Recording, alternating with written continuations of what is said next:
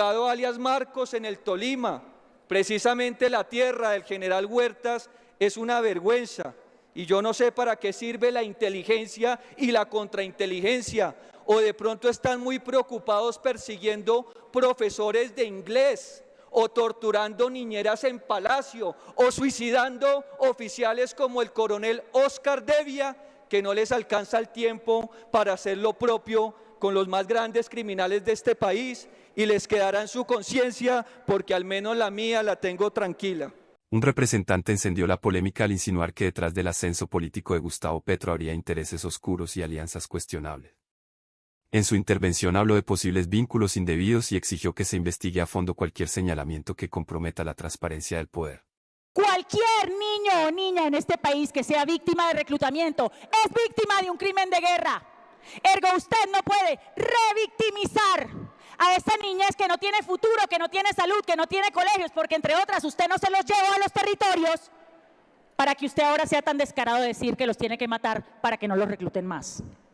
Gracias, representante Jubinado. Tiene la palabra por parte del Centro Democrático el representante José Jaime Uzcategui.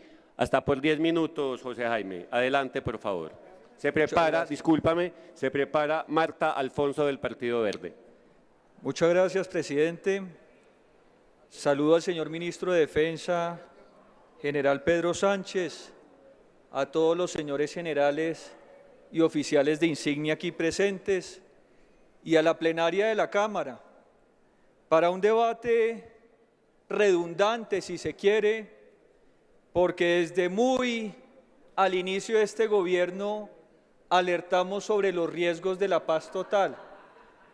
Ahora se despelucan por los niños reclutados o bombardeados, y fue eso, con el respeto lo digo, colegas, lo que ustedes aprobaron en el proyecto de ley de paz total. Acuérdense ustedes que incluso en la negociación con el ELN, la comitiva de gobierno avalaba con su firma que se reclutaran jóvenes entre 15 y 18 años, porque supuestamente les parecía esa situación menos grave. Y para no ir más lejos, ustedes tienen aquí sentados en este Congreso a criminales de lesa humanidad que por los miles de reclutamientos, secuestros y asesinatos no han pagado y al parecer no pagarán un solo día de cárcel. Por eso el Centro Democrático, tratando de ser coherente, cuando dijeron que se estaba suscribiendo esta moción de censura, dijimos, ¿cómo exigirle a la fuerza pública ahora que no bombardeen cuando llevamos años pidiéndole que se recupere la ofensiva militar, porque es el único camino? Y en eso coincidimos con el Ministerio de Defensa y con el alto mando militar en esta oportunidad. Pero en lo que no coincidimos, y si me lo permite el señor ministro, que yo sé que él es abierto a los debates y nunca nos ha limitado ni los temas ni los escenarios, porque él da respuesta, permítanme hablarle un poco del general Juan Miguel Huertas, que ha sido objeto del mayor escándalo conocido en la historia del Ejército Nacional por haber filtrado desde la cúpula del narcotráfico la institución militar. Ahí en pantalla ustedes tenían la foto de los generales en retiro que hicieron campaña con el presidente Petro y que lo llevaron al poder. Y por allá escondidito, el más amangualado de todo, que no se alcanza a ver en la foto, está el señor general Huertas, que es quien hoy se desempeñaba como director del COPER, de la Dirección de Personal de nuestro Ejército, y en buena hora el procurador ha decidido suspenderlo del cargo. Aquí el ministro Pedro Sánchez dice muy olímpicamente, no, pero si es que los hechos que le reprochan al general fue antes de haber sido incorporado. Pues yo sí le pido, señor ministro, que no se le olvide que este señor general en retiro ya hacía parte de la cúpula del petrismo desde el año 2022 y no nos van a meter el dedo a la boca diciéndonos que son hechos recientes y que por eso el ministerio no tiene nada que decir o por lo cual responder. Yo había dicho que no aprobaba esta moción de censura, refiriéndome exclusivamente al tema de los bombardeos, pero si el señor ministro no le da una explicación clara, concisa a este Congreso sobre la situación del general Huertas, no nos quedará otro camino y se lo pediré a mi bancada del Centro Democrático que votemos favorablemente la moción. Esa relación con Calarcá, y sigo adelante, porque es que este gobierno es vergonzoso, colegas. Aquí no hay ideología de nada, si me permiten la siguiente diapositiva. Aquí lo único que prima es el sucio. Paremos el video. Dejemos el video pero sin sonido, por favor, que no lo vamos a oír, pero les decía que en este gobierno lo único que prima es el sucio dinero, y ahí veíamos al sargento Chalá, también de este gobierno, en la foto anterior dentro de la cúpula petrista, recibiendo fajos de dinero como a ellos les gusta, en bolsas de basura, por trámites en la Superintendencia de Vigilancia. Y por eso cuando el general Huertas dice, según la filtración, estaba montando empresas de vigilancia, ahí ya sabemos con quién y para qué. La Fiscalía General de la Nación está en mora de darle al país una respuesta sobre la conducta indebida del sargento Chalá, que a veces parece más ministro de este gobierno que los que se hacen llamar generales. Y ahí están recibiendo fajos de dinero para entregar licencias express en la Superintendencia de Vigilancia, y ese será un capítulo que algún día se tendrá que esclarecer. Y cuando les decía que es el sucio dinero el que gobierna con el pacto histórico a Colombia, le recuerdo, señor ministro, que pagaron $8 millones por asesinar a Miguel Uribe Turbay, y ustedes tenían información desde antes de los hechos. Le recuerdo, señor ministro, que alias Araña le pagó a la policía, a mi policía, que amo con todo mi corazón, $1 millón para que lo movieran desde Venezuela hasta Paraguay, y la cúpula de la policía no ha dado respuesta de esa situación para aclarar si es cierto o no. Pero entonces, ¿por qué el hermano del presidente Juan Fernando Petro también recibe $1 millón para asilar a uno de los autores intelectuales del homicidio de Fernando Villavicencio en el Ecuador? Y aquí sencillamente no sucede nada. Un periodista decía con mucho atino, aquí todo es gravísimo en Colombia, pero nada es importante. Que el sicario de Miguel Uribe hacía parte del programa Jóvenes en Paz de este gobierno, no importa. Que alias Calarcá, para que ustedes vean esa imagen, colegas, señores generales, del subintendente Monroy, asesinado en los Pozos Caquetá comenzando este gobierno, y el entonces ministro de Defensa decía que no era un secuestro, sino una zonada o una retención ilegal. ¿Quién le da la cara a la familia del subintendente Monroy, cuyo asesinato está impune en manos de Calarcá? Esta semana asesinaron la patrullera Karen Pajoy en La Plata, Huila, allá la tierra de mi compañero Julio César Triana, frente a su hijo de 4 añitos cuando iba de civil a entregar su niño en el jardín. Es decir, que no solamente es el hijo de Miguel Uribe Turbay, sino también es el hijo de la patrullera Karen Pajoy, quienes van a tener una Navidad muy triste, mientras que los señores del gobierno pasan sabroso con los dineros del narcotráfico y quién sabe qué más.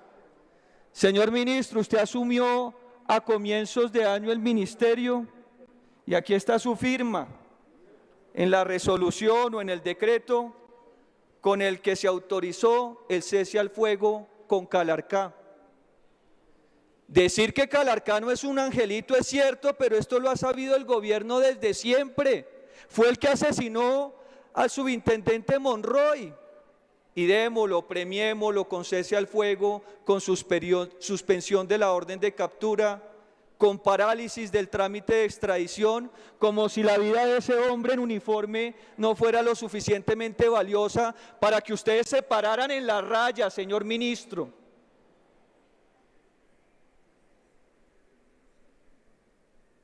Al menos la ministra Ángela María Buitrago tuvo la decencia y la altura de apartarse de este gobierno cuando vio que a alias Araña lo querían premiar y a los Calarcás y compañía. Y ahí tenemos una mujer con pantalones que yo cuestionaba mucho como fiscal por su actuación frente al Palacio de Justicia, pero como ministra y mujer ha dado más muestras de responsabilidad y decencia que muchos de los que han ostentado altos cargos en este gobierno. Sigamos con la diapositiva. Si de pronto al pacto histórico no le duele el asesinato del subintendente Monroy, que les duela el asesinato de David Fernández Soler, ese joven que ustedes utilizaron para que como primera línea incendiaran el país, y el joven equivocadamente se va para la guerrilla y es fusilado por Calarcá.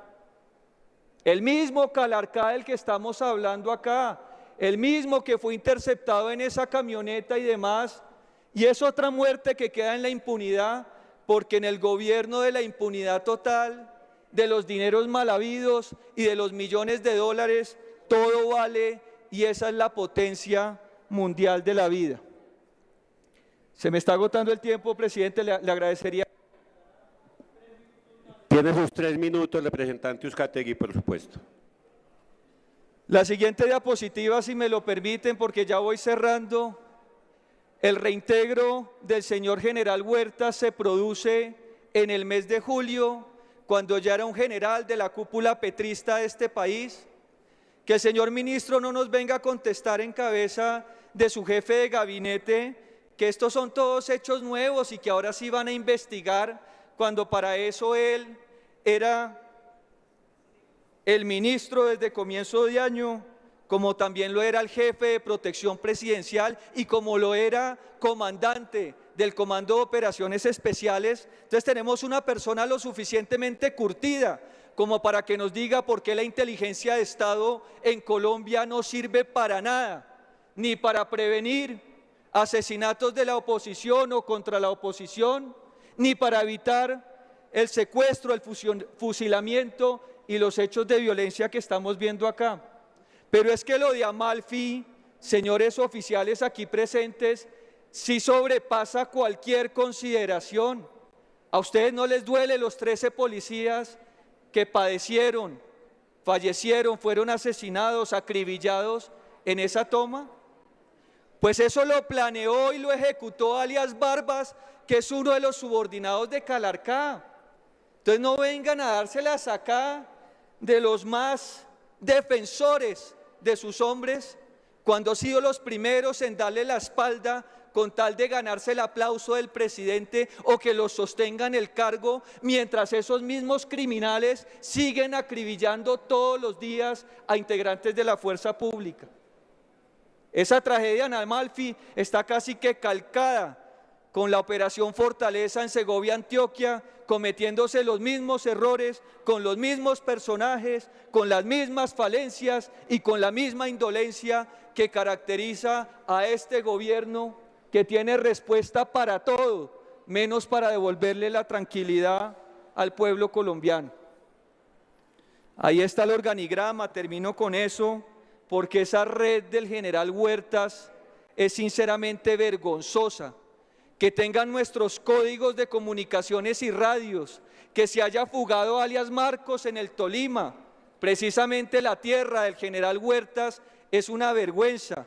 Y yo no sé para qué sirve la inteligencia y la contrainteligencia, o de pronto están muy preocupados persiguiendo profesores de inglés, o torturando niñeras en Palacio, o suicidando oficiales como el coronel Oscar Devia, que no les alcanza el tiempo para hacer lo propio con los más grandes criminales de este país, y les quedará en su conciencia, porque al menos la mía la tengo tranquila. Gracias. La intervención fue explosiva porque tocó uno de los temas más sensibles en la historia política de Colombia, la relación entre campañas electorales y financiación irregular. El representante no presentó una sentencia judicial, pero sí dejó una acusación política de alto calibre, que el proyecto de Gustavo Petro habría recibido respaldo de sectores ligados al narcotráfico o estructuras ilegales. En un país marcado por décadas de infiltración criminal en la política, cualquier señalamiento de este tipo genera alarma inmediata. La exigencia central del discurso fue clara: si existen dudas sobre financiación, apoyos indebidos o alianzas oscuras, deben investigarse sin excepción. No puede haber intocables en una democracia. El debate también dejó otra reflexión: la legitimidad de un gobierno no solo depende del resultado electoral, sino de la transparencia de su origen y de su conducta posterior. Cuando se instalan sospechas, así no estén probadas, la confianza pública se erosiona. Sin embargo, es fundamental recordar que acusaciones de este nivel requieren pruebas y decisiones judiciales, no solo discursos políticos. Colombia ya ha sufrido suficientes heridas institucionales por señalamientos sin sustento o por verdades que tardaron años en probarse. Lo cierto es que el señalamiento refleja el clima de confrontación que vive el país. La política se ha convertido en un terreno donde las acusaciones cruzadas son cada vez más fuertes y el debate público se radicaliza. Al final, la respuesta no está en los micrófonos sino en las investigaciones formales. Si hay irregularidades, deben salir a la luz con pruebas y consecuencias legales. Y si no las hay, también debe quedar claro. Porque en democracia, la credibilidad se construye con transparencia y con justicia, no con rumores ni con silencios.